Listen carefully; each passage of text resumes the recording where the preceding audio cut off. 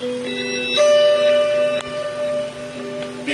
ang Broad Stream Cast Communicators, ang naiba at kakaibang plataforma sa digital broadcast mula Luzon, Visayas, Mindanao hanggang sa iba't ibang dako ng mundo.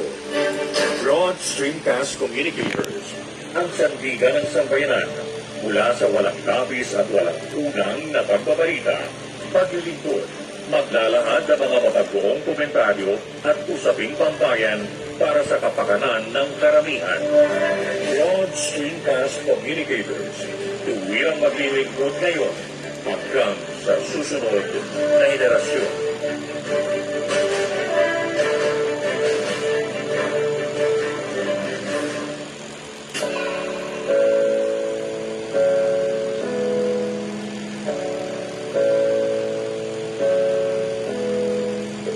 Buhay Online, Chikahan at kaalamang pangkabuhayan. Ating tunghayan, pakinggan at tuklasin ang mga pangyayari at kaganapan sa mundo ng online. Buhay Online, Chikahan at kaalamang pangkabuhayan. Alamin ang pinaka-latest trends mula sa trabaho at kung hanggang saan ang narating ng teknolohiyang ito. At ngayon, narito na ang ating host, ang ating Techiemommy Jaye C. Bautista.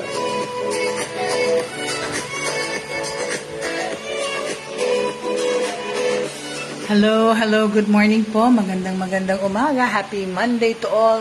Pasensya, something went wrong. Nag-crash po ang aking system dito sa bahay. I'm trying to fix it. As you can see, ayan po. Oh. Wala, I don't know. Ano naman, corrupt na yung aking system. But anyway, I was trying to put it together. Ganito na lang. Sabi ko mag-online na lang ako sa phone ko. But anyway, ayan o, nag-hang pa lahat ng bagay. But anyway, happy Monday po. And of course, yesterday, happy Easter. Ano na, pati yung phone ko, ayaw na. Happy Easter. Ay. Happy Easter sa lahat. And I trust that you had a good Holy Week na we took that time po to reflect and alalahanin ang reason po ang Easter Sunday o ang Easter po hindi naman yan tungkol naman sa Easter bunny at mga eggs. Yun po ay ang resurrection.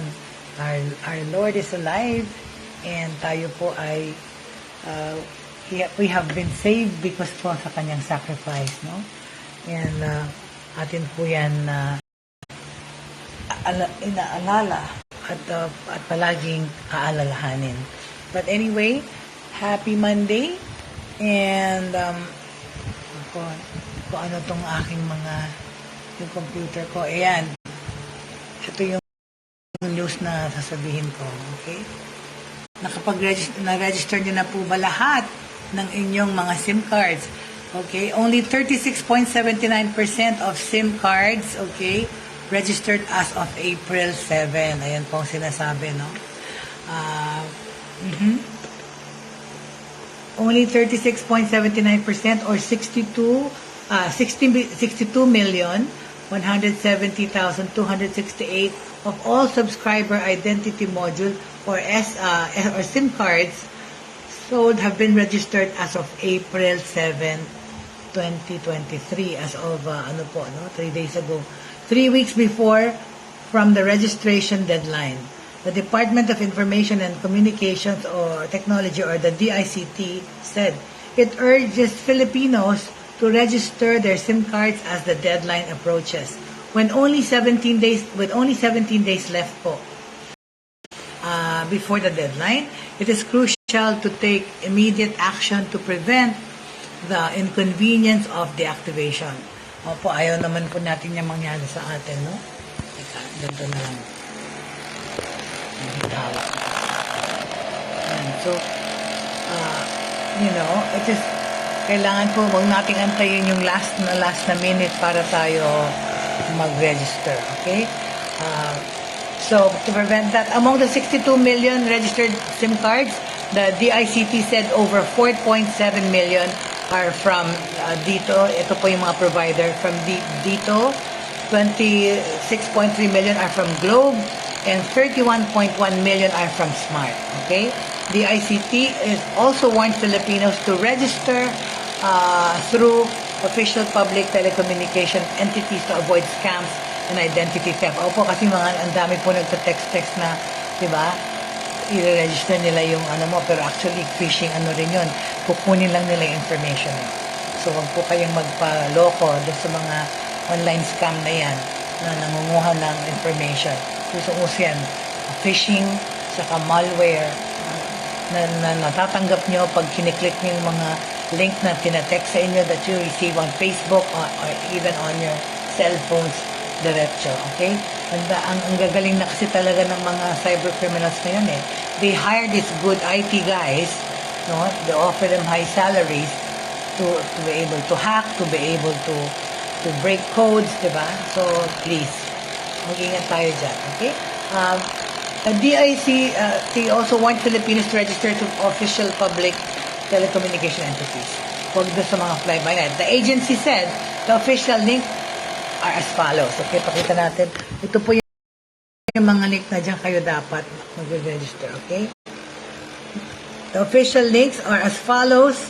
smart.com.ph, SIM registration or simregsmart.com.ph, or Globe, new globecom.ph, simreg, at sa dito ay digital.pto.ph/pto/download/app. Okay? So, wag po kayong basta-basta lang magpa-register sa mga sinasabing i-register na kayo for free. Okay? Hindi yun for free. Kukunanin lang yun yung information na nakawin. Okay? Subscribers can also receive assistance and air complaints through the hotline 1326 and their official numbers Smart 0947-714-7105, Globe 0966-976-5971, at ang dito own na 0991-481-4225. Okay? So, April 26 pa lang po ang deadline. There's no extension. April 26 remains to be the deadline for SIM card registration. Okay? Text complaints down by 93% since SIM card registration enforced. Ayan po ang dyan, balita. Na ang mga balita. Pero mas maraming namang hacker, diba? Okay?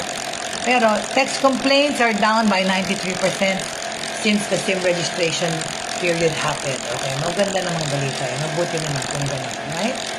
Alright. So, roundabout technology po tayo today, meaning we'll talk about upgrades of technology, updates that are happening all around the globe. Okay? Alright.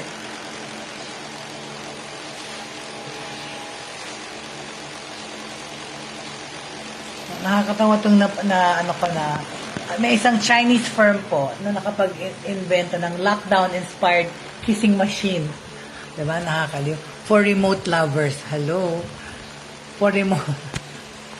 A Shanghai startup inspired by lockdown isolation has invented a long-distance kissing machine. Can you believe that? A kissing machine that transmits user-kissers data collected simultaneously.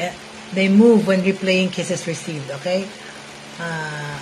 Anong itsura nun? Gusto nyo makita yung itsura? Okay. Ayan. Kissing Yan. China. China ang naka-invento. Okay? Okay. This is, it transmits users' kiss data collected through motion sensors hidden in silicone lips. Silicone lips, oh my God. Which simultaneously move when replaying kisses received, okay? The MUA, named after the sound people commonly make when blowing a kiss, mwah. Diba? Ayan ang pangalan, mwah. MUA kasi mwah. Diba? Yun yung mwah, mwah. Yan ang kiss sa ere. It also captures and replays sound and warms up slightly during kissing. Oh my God. Making the experience more authentic. Oh my God. Ito po ang sinabi ng Beijing-based Siwei Fushi. Okay? Users can develop download kissing data submitted by an accompanying app by other users. The idea was born out of China's frequent, lengthy, and widespread lockdown measures during the 3-year COVID-19 pandemic at their most severe. Di ba? Grabe, kasi zero COVID policy sila eh. It saw authorities forbid residents to leave their apartments for months on end. Hindi lang months and years na nga, di ba? Bawal lumabas talaga. So, sabi ng isa, I was in a relationship back then but I couldn't meet my girlfriend due to lockdowns. Sinabi ng inventor, ang nag-invento nito ay si Zhao Jianbo. Z-H-A-O Jianbo, si Zhao Jianbo. Siya po ang nag-invento nitong kissing app na to. Then a student at nung araw po, estudyante pa lang siya sa Beijing Film Academy. He focused his graduate project on the lack of physical intimacy in video calls. He later set up Siwei Fushi, which released the Moi app, its first product, on January 22 this year. Priced around 260 yuan or $38. Okay? In the 2 weeks after its release, the firm sold 3,000 kissing machines and received about 20,000 orders. Wow! The Moi resembles a mobile stand with their realistic pursed lips protruding from the front. To use it, lovers must download an app onto their smartphones and pair their kissing machines, which they plug into the phone charging port. Oh my God. They activate the device using app. Then when they kiss it, it kisses back. Oh my God. Pakita ko, ha? Hello, kaya no? That's the kissing machine. Oh my Lord. Diba? Oh. See? That is what you call, okay? Alright. So they activate the device together using the apps. Then when they kiss it, it kisses back. Oh my God. The device is available in several colors through which, okay, with the same unisex lips, okay? It has received mixed reviews, with some users saying it was intriguing, whereas others said it made them feel uncomfortable. Among the top complaints was the lack of tongue. Parang tanga naman itong mga tao. Sobrang demanding. This is a remote kissing device called Moi. Yan po, oh. May lip. Kakatakot naman. Some commentators and social media site Weibo also expressed concern that the device could be online erotic content, which is strictly regulated in China. Okay? Ayan po. Okay, Zhao said his company complies with regulations but that there's little we can do as for how people use it. Yun na nga, di ba? Kung ano man yung kanilang lustful, or intent, hindi lang romantic. Alright? Okay, so yan po. Yan po ang Moi app. Moi is not the first remote kissing device. Researchers at Tokyo University of Electronic Communications invented a kiss transmission machine in 2011. Oh, ano naman pala ng Japanese? And Malaysia's Imagineering Institute made a similar gadget called the Kissinger. Wow, Kissinger, parang si Henry Kissinger. In 2016. Alright. Okay, alright. So, yun po. Yun po ang take ko sa latest thing na gadget. Alright? $38 yun. Magkano yun in pesos?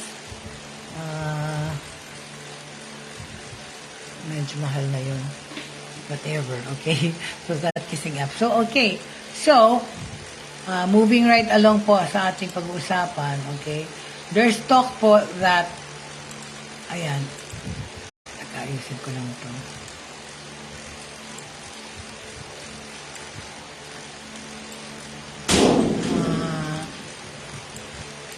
The DepEd is studying the proposal to revert to the old academic calendar po. Opo. Yep.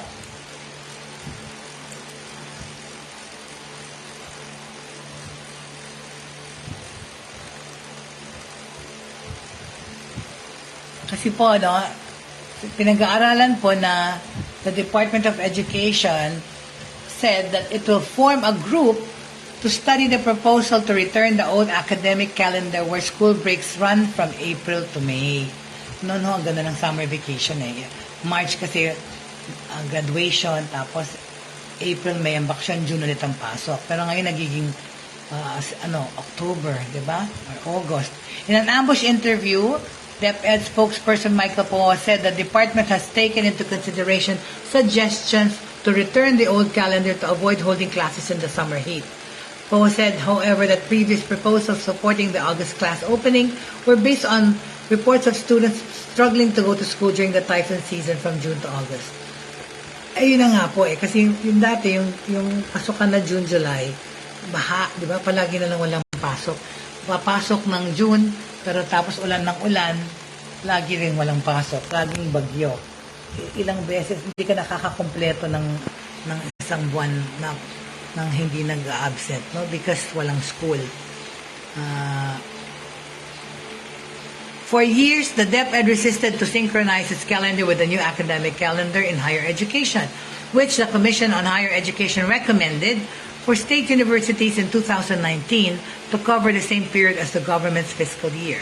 However, ang DepEd po had to delay its class opening in 2020 from June to October kasi po nagka-pandemic nga when it transitioned to blended learning during COVID-19 pandemic. Since then, it has scheduled class openings in August. Okay. Naging parang Amerika. Sa Amerika, September. Kasi summer yun sa Amerika. This school year is the first time that most public schools will hold full face-to-face classes during the summer months. Okay? Giving the agency a test case in whether its students and personnel can cope with the hotter classroom. Hindi na nga. Yun na nga ang nangyari. Dahil nagkakaroon tayo ng heatwave spell, yung mga sports activities po, parang kung hindi pwedeng i-postpone or i-suspend muna dahil nga po sa init, 'di ba? Ano po yung nangyari doon sa College of sa Kolehiyo de San Agustin. Yung meron po nagpo-football, nag-game sila, tapos yung bata hinimatay na lang sa init at namatay. Hindi lang po hinimatay, namatay po. And it's due to a heat stroke.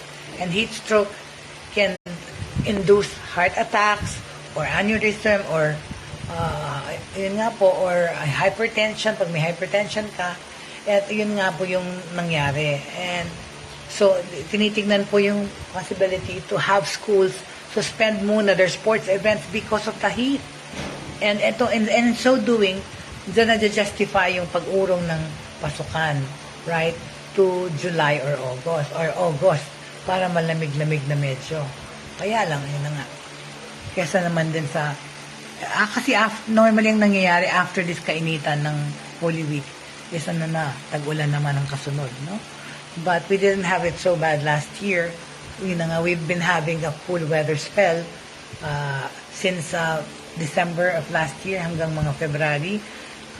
Malamig po pag umaga, di ba? Dito po sa Pambacan, nag-21 degrees kami, nag-21, 22. Tapos sa Baguio was 9, 10. So, we've had cold spells, pero biglang nung March, na umapakang March, mga second week of March, it started to get hot. On to, the March, na we saw like mga init na weather ng isang araw. Well, dito naman sa Pampanga, ang pinaka-mainit na experience ko is 36. Okay, 36 to 37. Whereas and that's 36 actually. Sa Manila ko na-experience yung 37. Na nakakahilo na nga yung 36 eh. But anyway, so yun po. So, DepEd opened classes in 2022 during the last week of August. Iyon po yung first na nagbukas ang mga eskwela na nag-face-to-face, okay? The school year will end in the first week of July. A survey of around 11,000 teachers conducted the last week of March found that at least 67% of public school teachers experience intolerable heat inside the classroom kasi hindi naman po aircon ng mga classroom, distracting students and affecting their attendance. Yun nga po, dahil sa init din talaga. Ayaw mo nang pumasok sa eskwela na alam mong napakainit. Okay. Okay, alright. So now, okay, we move on.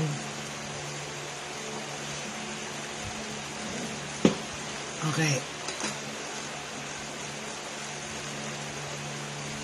Alright, moving right along po sa ating stories na kaduktong ng ating technology roundabout. Dumaan naman po ang ating Holy Week na peaceful. Wala pong mga parang terrorist threats, okay? And it was a peaceful Holy Week. We spent it at home. I did not go anywhere. Kami lang po ng aking fiancé. Kaming dalawa po, we spent Holy Week together. Kaming dalawa lang, and not with our families na kanya-kanya mga bahay. At ang aming mga anak po ay narin sa kanya-kanya ring mga bahay. So kaming dalawa lang po ang nag-Holy Week na nagsimba kami online and nag-pray. Tapos, we ate fish for lunch. Nagsarsyado na fish ang aking partner, and also of course my salad, greens, and ano po tayo ngayon, hindi New Year's resolution, Holy Week resolution is to cut talaga on carbs and sugar, at saka nag-fasting po ako ng Holy Week. Nakabawas naman po ng konting timbang, at the same time na-detox din po ako because I was just eating vegetables, no? And drinking lots of water, okay? So, at the same time naman po, no, medyo ang positivity rate sa Metro Manila ay umakyat ng konti. This is expected because people are just right. When I was in Manila, halos lahat ng tao hindi naman nakamaskara na doon eh. Pero meron pa rin, no? COVID-19 positivity rate, okay. Ayan po. COVID-19 positivity rate in Metro Manila jumps from 4.4 to 6.5. Aha. Well, that's expected. With all the traveling people are doing nowadays and lumalabas na. Metro Manila's COVID-19 positivity rate has increased in the previous week. Independent Pandemic Monitor Octa research reported on Monday. Octa research fellow Sigido David po said that Metro Manila's positivity rate increased from 4.4% on April 1 to 6.5% on April 8. Ito po ang tingnan natin kung ano yung mga nag-increase, no? Ayan. Oops, hala. Anong nangyari? Sorry, napindot ko. Wait a minute. Ayan. Sorry. Okay, there you go. Alright. That's the increase po. But NCR, 4.4 to 6.5. Ayan po ang breakdown na yan. Batangas, from 2.4 to 2. From 2.4 to 2. Ano to? Batangas. 2.9. And then, Benguet, 5.5 to 6.3. And, Bulacan, 1.8 to 3.0. Mataas-taas. Camarines Sur, 10.4 to 14. Hala. Paano ang daming nag-surfing? Diba? Ang daming turista. Cavite, 3.8. Oh my God! To 9.3. Bakit ba lagi ang Cavite? Ang lakas ng dyan. Infection rate. Ang taas. No? Ang daming nagpupunta Cavite. Ang daming tao. Tsaka ang daming tatagaytay. Kaya ganun. Cebu, 4.7 to 7.7. Davao del Sur, 7.8 to 12.2. Iloilo, 1.9 to 2.5. Isabela, 6.2 to 10.9. Laguna, 4.6 to 4.9. Misamis Oriental, 27.4.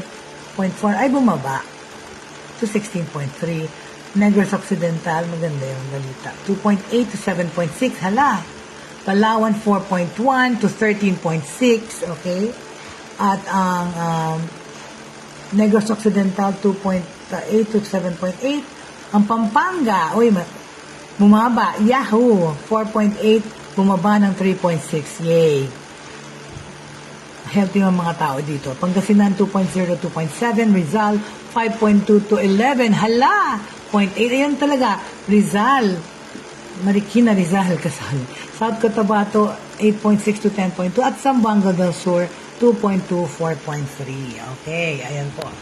So, yun po ang bumaba kami dito sa Pampanga. Very good.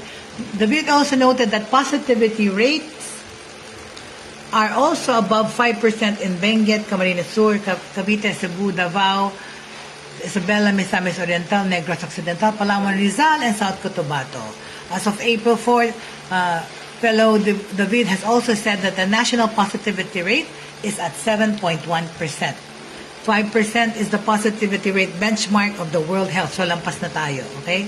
Positivity rate refers to the number of people who test positive every 100 tests. Salamat po sa nagpa-thumbs up. Welcome to Buhay Online. I'm transmitting from my phone dahil nasira na naman po itong aking laptop dito at kailangan ko mag-reinstall at mag-uninstall ng mga apps. Okay? Kasi po yung bago kong laptop na binili ko from Vilman na Lenovo, ayan, sasabihin ko na rito, it was a lemon. It was a dud. My goodness, I bought that laptop in March and hindi ko pa nagagamit bilang nawala ng video, nawala ng audio. Tapos sinabi nila, imbis na palitan, no? Na, supposedly yan, balik mo, palitan. No, meron daw yung Lenovo, kailangan yung service center nila, pupunta ang service na yan sa bahay mo. My point was, why did they have to send a serviceman to our house to check to fix the laptop, diba? I bought a brand new laptop from Vilman sa Trinoma sa Manila, okay? And at bayad na nga yun, and yun, may service center, may warranty. I understand may warranty, pero why do you have to fix something that's supposed to be not broken? Tell me the rationale behind that, di ba? Kasi di ginawa, bumalik yung video tsaka audio. A few days after I was using it, kasi nga kapalit nitong aking old reliable Neo na gaming laptop na mas powerful naman doon sa Lenovo Ideal Pad na yon. Kaso nga lang, medyo pumupugak na to. That's why I needed to get a replacement because for all the things that I do online and my work and my life online depends on being online. Yun, nawala naman yung ability to use a headset. Kahit saan kong port ikabit, hindi gumagana sa headset. So, pinapunta na naman dito yung Lenovo serviceman from the way from Angeles, padala ng Lenovo Center. Salamat, Ray. Pero siya ulit ang pinadala. Naloka ako kasi yung ginawa niya, first they said to me, sa mga nakusap ko sa phone, si Red, si Chris, memorize ko na yung mga tao dyan sa Lenovo Center online. They said that they were waiting for a part. Naisip ko, waiting for what part? Why are you replacing a part? True enough na nagpunta po dito para ayusin, para tignan yung laptop ko ulit na ayaw gumana. He had to replace the port. Tapos nagkinabit niya yun. Naayos na naman yung connection. Pero he tweaked something to say na dapat daw ilalagay ko sa manual or whatever yung paggamit ng headset. Hindi ba automatic yun sa mga laptop na merong microphone, may headset na already naka-program doon. But kailangan ko manually on and off. At the same time, yun na nga, naglabas siya ng part na inantay, binuksan po yung laptop ko na brand new. Diba? Pag nabuksan na yun, it means, you're fixing something. Factory defect, obviously, what happened? So why doesn't Lenovo just replace my darn binaling laptop, right? Hindi binuklat, inayos. So, when I came to think about it, sabi ko, hindi ako dapat papayag ng ganun. Palitan na nila, kasi binuksan na nila Oo, 2 years yung warranty. Pero my God, all my laptops, itong Ryzen ko na, itong Neo na to, and the one before it, my HP, and the other one before it, I had a Lenovo also before. I never even had to go to have it repaired dun sa kasa ng mga laptop, no? Kasi ito nga, fine, Lenovo has a good service. Sila yung pupunta sa bahay mo para ayusin. Pero that is in the event na sira yung laptop mo. Ito hindi dapat sira kasi nga bagong binili. So please lang, no? So, I got a call from somebody from Lenovo maybe last week to tell me na na-elevate na raw yung concern ko sa Lenovo, pero kasi holidays nga, pero na-elevate na nasa sa country manager na yun daw ng Lenovo yung decision if it's going to be replaced. Hello! Hindi na yan kailangan isipin pa. Please, just replace this darn ideal pad that I bought in March that has not really worked properly. Now it's working because he fixed it, but I don't want it. I don't want na binuklat na laptop at ginawa ng ilang beses. I bought a brand new one. Give me a brand new laptop. Okay? Not something that was fixed and repaired because it's not supposed to be broken. Alright? So yan na. Kina-call out ko na kayo Lenovo, ha? Because sabi nila, nasa decision daw ng country manager ng Lenovo kung papalitan o hindi. Kung papalitan o hindi? Palitan nyo. Alright? Anyway. So yan po, Monday na Monday, okay? Oh, never mind.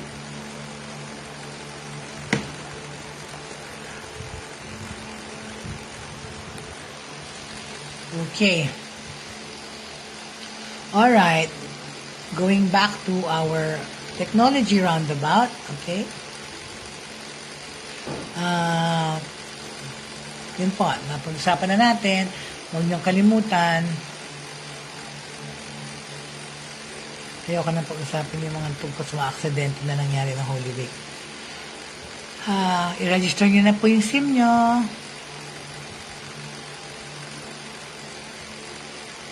Alright.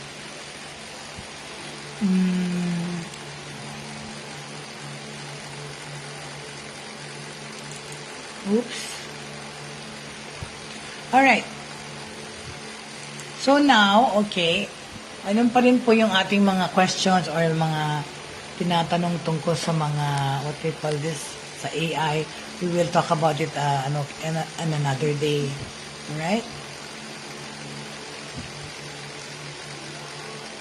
Okay, let's talk about QR codes. Okay, that's right. Today we'll talk about QR codes because, diba, nowadays, matagal na naman may mga QR codes na nakukuha natin and scan po sa cellphone natin. Pero what is its use ba? Okay, let's talk about what QR codes are and what they're used for. Dali lang. Ano ba nangyayari dito sa ano ko talaga?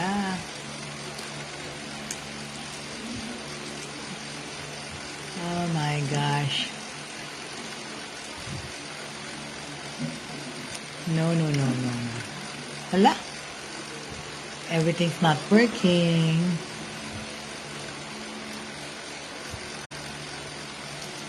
Pasensya na po. Bear with me.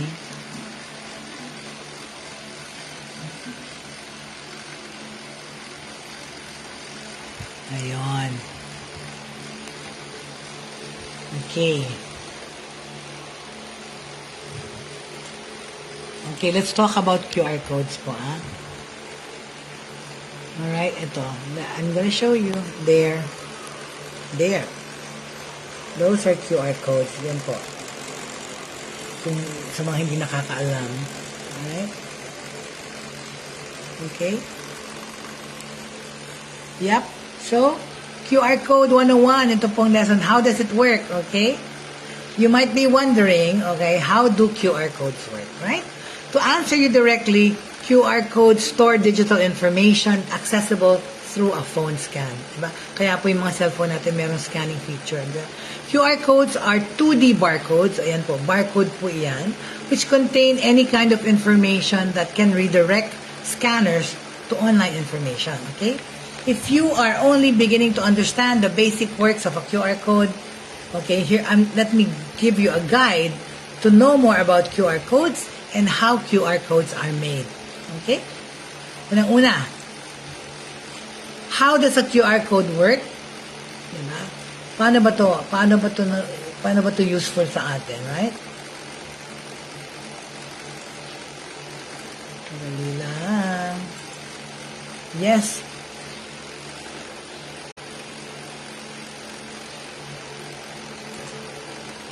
Ano ba naman? Ayaw na naman bumukas. Please, it's lagging. My internet. What's happening?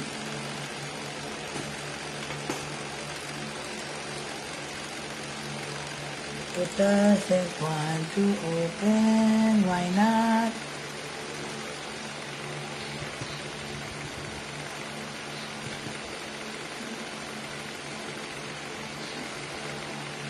What is happening? Hold on. Sorry, bear with me. Please bear with me. Ayaw kasi bumukas. But anyway, what is the QR code? Okay, like I already told you what it is. You can find them printed on the packaging of your latest gadgets, business cards, even the things that you buy from the grocery or the department store, included in presentations at conferences, and you can even see them painted on buildings, okay? People and companies use them to store and distribute all kinds of information in a manner that is quickly accessible to anyone with a smartphone, okay? What does a QR code look like? Well, okay, ito na, pinakita ko na sa inyo kanina, right? So, what does actually, alam niyo ba yung ibig sabihin ng QR code? What does it stand for? Sino may alam? Bilis. Yung makakasagot, dala natin ang GCash. Next. Anyway, the term stands for Quick Response Code.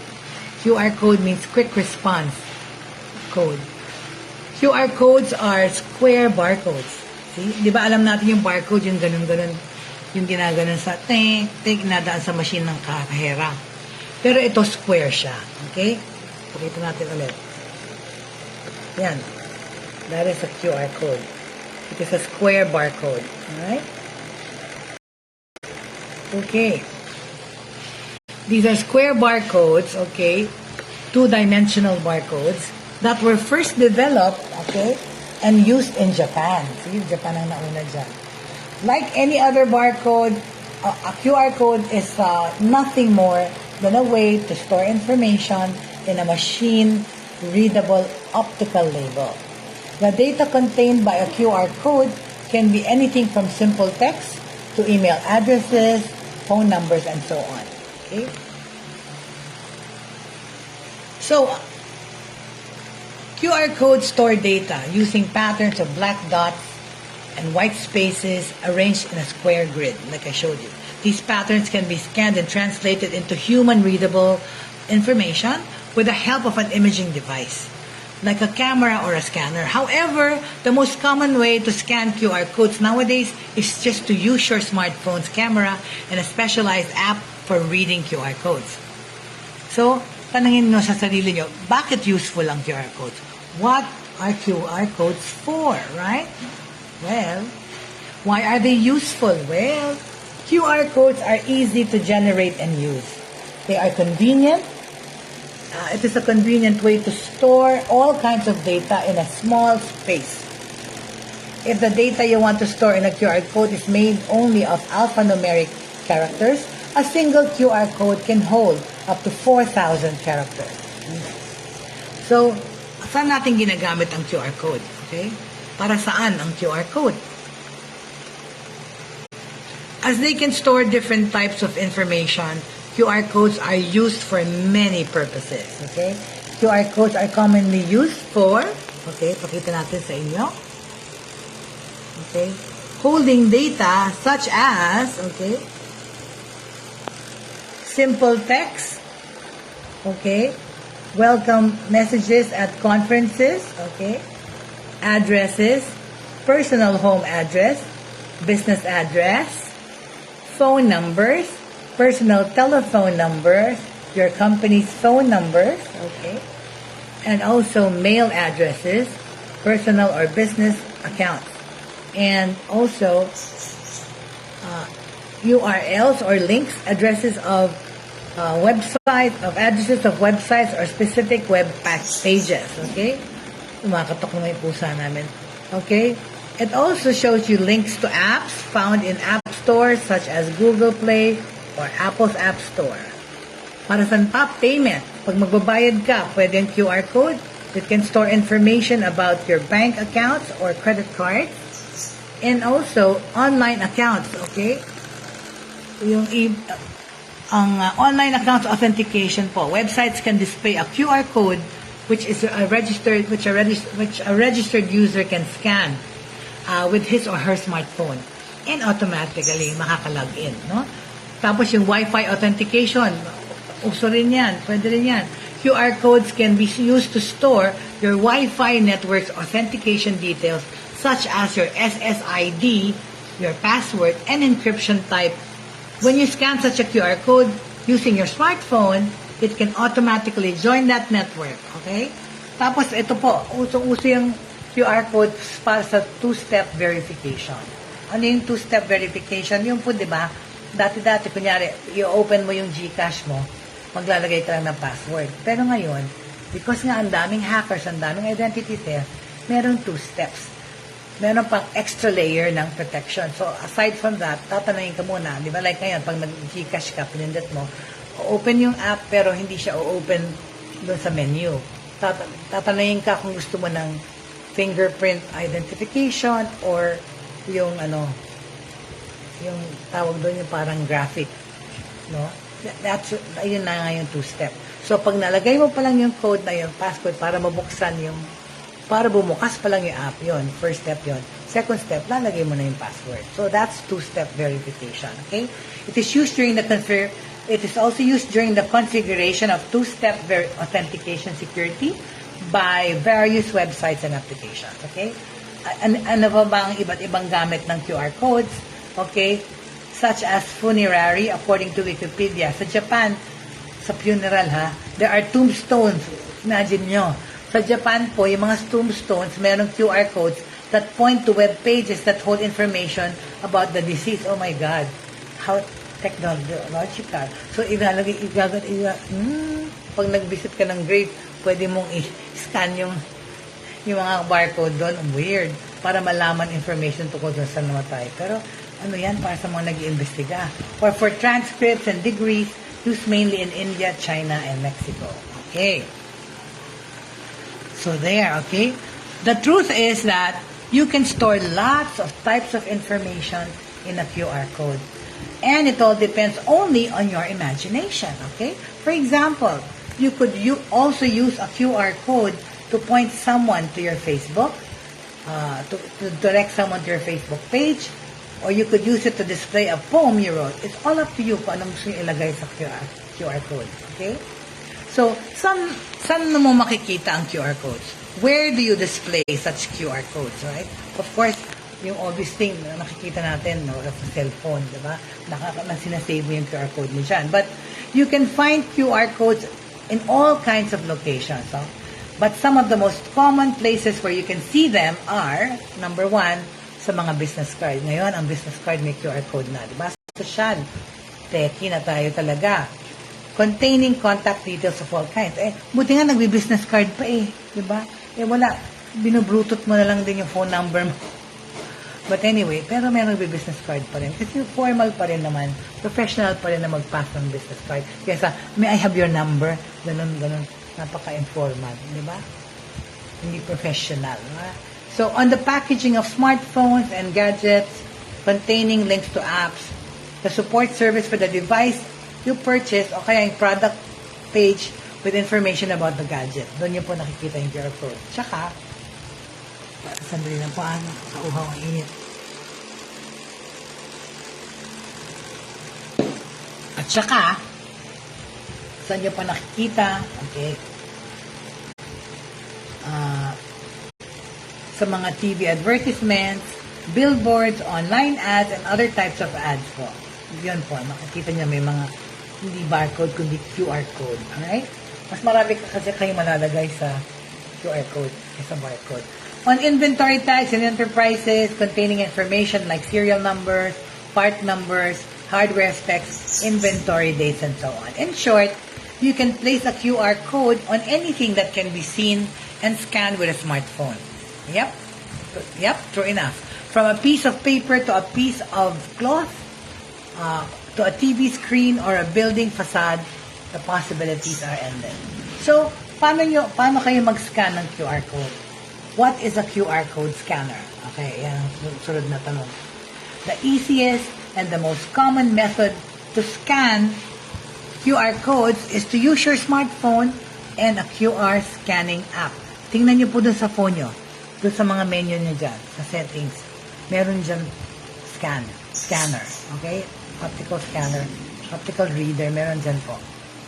Okay? There are more than just a few QR scanning apps in Google's Play Store. And there are also plenty of such tools sa Apple's App Store. So sa Google Play Store, meron. Sa Apple App Store. Usually, all you have to do is point your smartphone's camera to a QR code. And the QR scanning app translated. More often than not, almost always, meron na pong built-in na QR code scanner sa cellphone nyo. Na kung napansin nyo, na-try nyo na, di ba? Pag sinabi, scan nyo to, di ba? Itatapat nyo lang yung parang space na yon, tapos pupunta na siya online, di ba? Pupunta na sa desktop nyo or sa saan man kayo nakalink. Alright? So, if you happen to use an Android smartphone or tablet, here are the best QR scanners for you. If you are an iOS user, you might want to check the list of QR scanners for iPhone. Okay? Pero yun po yung mga nasabi ko na yun po yung mga best. Okay? Tapos, so, paano nakikreate ang QR code? That's right. Yan ang tanong. How do you create a QR code? Before creating your QR code, okay, make sure that you know what kind of information you want to put in the QR code. Make sure you know what kind of information you want to store in it and where you intend to distribute the QR codes, okay?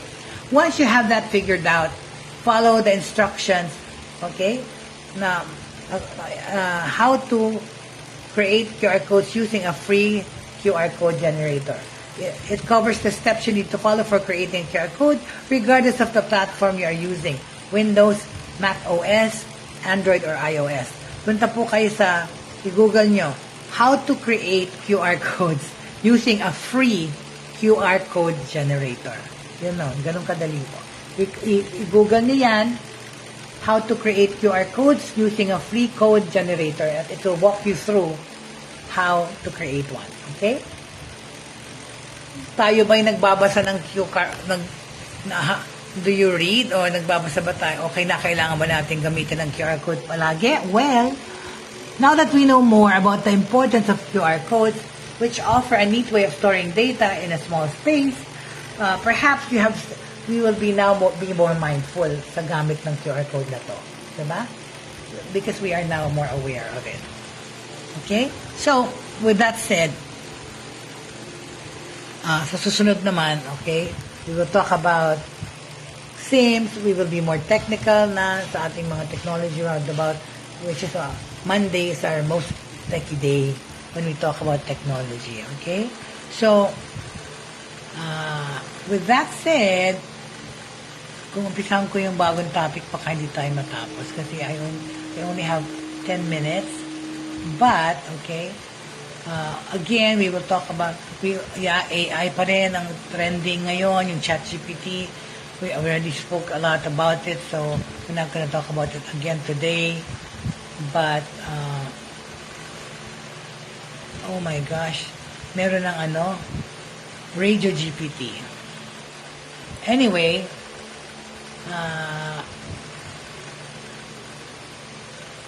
wait a minute.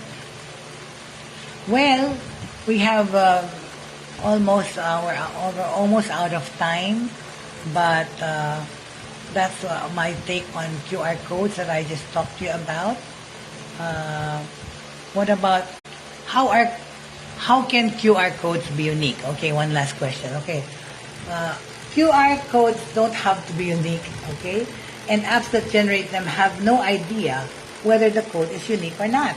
QR codes are simply a different way of writing information, and the only way to have a unique code is to describe unique information with a code, okay? Many QR codes are repeated, and it's fine. So, okay lang yan na hindi siya unique, alright? So, we already talked about that, kung anong QR codes, okay, that it represents a specific set of information that is easily read by a computer system that understands the QR code language, okay? To put it in other terms, a QR code, ito mas malinaw, is a picture made of dots and spaces that can represent fairly complex information. Ang capacity nga is 4,000 words, alright? In most cases, they are used to represent websites, alright? So, you can scan a QR code and then your phone can instantly open a represented website, okay?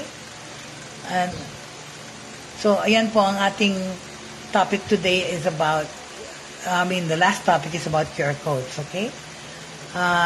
You can think of QR codes as their own, they having their own language, okay? They're actually more complicated than that kasi now, and think about translating something from French to German, parang ganun. But you need to understand both languages first to make it work. Ganun din ang QR codes. You can more or less substitute kunyari yung German words for the French words in a sentence, and when you're done, the new German sentence should have the same meaning.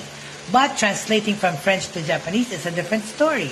French and German use the same alphabet, so you're really just rearranging the symbols to say the same thing in another way.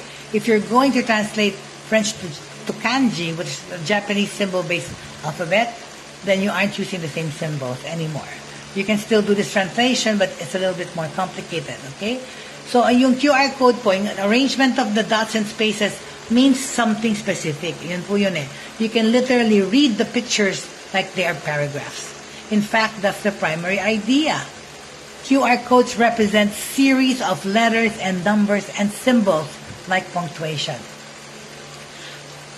As long as you know the formula, you can translate a sentence into QR and back again. So that's the gist of how QR codes work, as I have told you, okay? And kasi diba, I just made an analogy of translating from one language to another.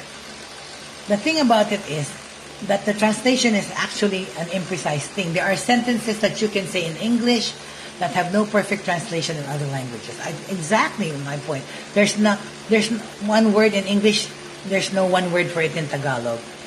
You have to explain it in so many words, right?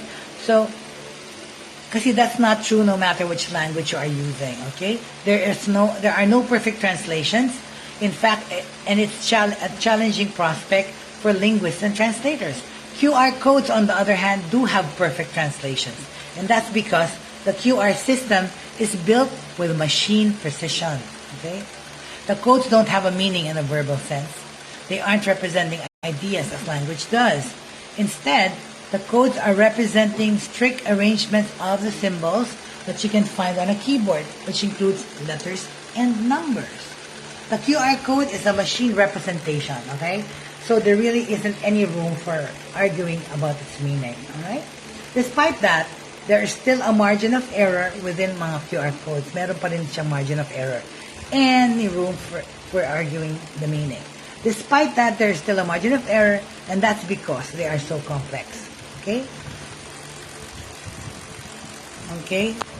Alright, so I'm going to try to keep this light on the technical jargon, but QR codes are built for computers, and because of that, they run in a binary system.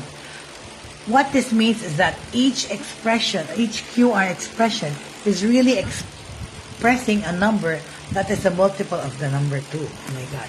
When a computer creates or reads a QR code, it is ultimately seeing a long series of numbers. But pag kasi expressing it in dots, expressing dots as numbers, and then as letters, and then as other things as the program might dictate, means that a lot of math is happening, alright? And there are actually rounding errors that come up within the math. Well, and that brings us to the read Reed-Solomon error correction. Ano ang Reed-Solomon error correction? Reed-Solomon error correction. This is a pretty deep concept. Okay? Ang ibig sabihin po niyan, rounding errors show up in QR codes. And that means it's possible for two similar QR codes to generate the same text if that rounding error isn't fixed, okay? So Reed-Solomon error correction is the algorithm that is used to overcome the rounding error. It involves some sophisticated math, pero ultimately, pwede kayong pumili from a range of correction options, and that helps clean up QR codes. What ends up happening is that the QR code generator will simply not use code combinations that can't be separated by the correction factor. Alright. Pero kasi different correction factors are available, whoever is designing the QR code system can basically choose how complicated the system really is. Siya lang ang makakasabi nun. Diba? Yung creator. If you want to run it a little faster, then you use a simple error correction. You lose some possible unique QR codes, but everything is fast and easy. Okay? It's more important to be able to express longer or more complicated codes. Then you'll need a complicated error correction, and that can make the app run a little slower. To summarize, okay, a QR code is basically its own language, but because it's digital, a lot of math is involved. And that math requires sophisticated error correction algorithm to make everything run smoothly. Okay? Alright. So how are all QR codes unique? Well, first of all, QR codes don't really exactly have to be unique. Okay? You can have one code that is repeated many times, remember. Now, every copy of a code will mean the exact same thing, but it's worth nothing. It's worth noting that there are good reasons to repeat a code. As an easy example, a restaurant might want to use a QR code so that patrons can see a digital menu. You can put the exact same QR code on every table, and scanning it will take any patron to the same web page with a menu. That said, you might have had something else in mind when you asked this question. Okay? How is it that each different arrangement of blocks on a QR code can mean something different? Well, that's a fair question, okay? But it's easy to think about it in different terms. How can the same set of letters mean a bunch of different things depending on how you arrange them? The answer is in the question. It comes down to the arrangement, and QR codes allow for a wide variety of arrangement. Like any language or code, a QR code meaning changes anytime you move a single part of the image. So with that said po, ano ba yan? Binaba ko. Wala pala. Ano ba yan? Nandito pala sa phone. Binaba ko yung phone. Hello. Maraming salamat mo for joining me today for Buhay Online on a Monday. Pasensya na, technical difficulties. Ang Techiemommy ay palagi nagkakaroon ng glitch. Thank you, and at the end of the day po, still and always, we have to remember to have things that remain in our lives are three things: faith, pananampalataya, hope, pag-asa, and love for everyone. Magandang umaga, and have a nice lunch po. Thank you very much. See you tomorrow.